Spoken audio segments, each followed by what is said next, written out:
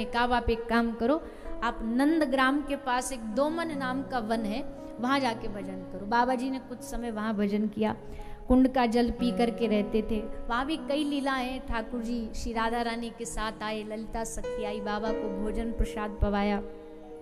फिर बाबा गोवर्धन में आके रहे, और गोवर्धन में एक बड़ा सुंदर लीला घटी बाबा के जीवन में कि एक बार राधा कुंड के तट पे बैठ के ठाकुर जी और श्री राधा रानी का बाबा श्रृंगार कर रहे थे।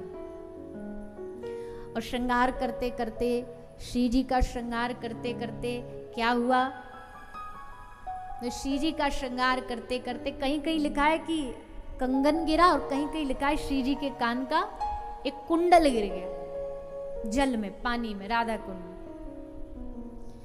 सो महाराज जैसे कंगन गिरा, अब ये सब मानसिक लीला चल रही थी सिद्ध बाबा जी की, मन से सेवा, मन से श्रृंगार कर रहे थे, मन से ही गिर गया कंगन पानी में, और उसको लाने के लिए श्री सिद्ध बाबा राधा कुंड में कूद गए, छलांग लगा दी।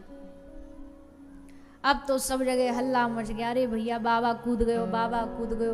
अब ब्रजवासी तो बाबनते ऐसे ही बोले ना, सीधे तू तड़ाक। हम कोई बाहर का होगा तो श्री श्री महाराज बोलेगा, ब्रजवासी तो है बाबा कहाँ जा रहे है, ए बाबा कहाँ खाएगो।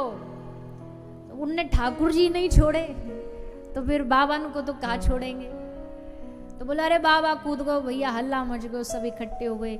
1 घंटा 2 घंटा, एक दिन बीता, अब सबने तो आशा छोड़ दी कि बाबा तो गयो, अब ना आएगो वापस। पर बाबा वापस आए, और कब आए जानते हो? 7 दिन बाद आए। 7 दिन बाद बाबा राधा कुंड से बाहर आए, और आश्चर्य देखो, अकेले नहीं आए, संग में क्या लाए? जो मानसी सेवा में कंगन गिरा ना, वो कंगन श्री राधा रानी का अपना साथ लेकर के, राधा कुंड से वो मानसी कंगन गिरा हुआ सिद्ध बाबा अपने हाथ से लेकर के बाहर आए। इससे और बाबा की सिद्धि बढ़ गई ब्रजधाम में। आहा क्या बात है, साक्षात श्री राधा रानी का कंगन प्राप्त हुआ है। फिर कथा आती है कि बाबा ने अध्ययन, शास्त्र अध्ययन शुरू किया। अध्ययन करते करते फिर क्या हुआ, इनको अध्ययन भजन में बाधक लगने लगा, भजन कम होने लगा। तो फिर जाकर के श्री सनातन गोस्वामी आदि के जो सदग्रंथ हैं उनका आश्रय लिया, और उससे पता लगा कि जहां तक अधिकार है वहां तक शास्त्रों का आप अध्ययन करो और हरिनाम करो, तुम्हारे हृदय में अपने आप सब ज्ञान स्फुरित हो जाएगा। और गोस्वामी जी की कृपा से भजन करते करते करते बाबा के हृदय में समस्त ज्ञान, ब्रज में जिसको भी कोई समस्या हो सिद्ध बाबा से आके समाधान दे मांगता, और बाबा तुरंत समाधान दे देते। ऐसे श्री गिरिराज जी के सिद्ध बाबा हुए। इनके कई सारे प्रसिद्ध प्रसिद्ध आश्रित अनुगत्य लोग हुए जिन्होंने भगवान को प्राप्त किया। श्री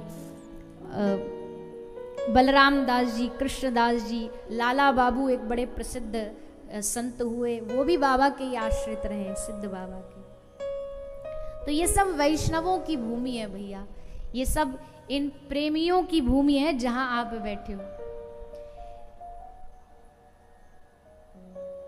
एक भरतपुर के राजा थे यशवंत सिंह राजा, उनका भाव बना कि बाबा को कुछ सेवा में दे करके आए।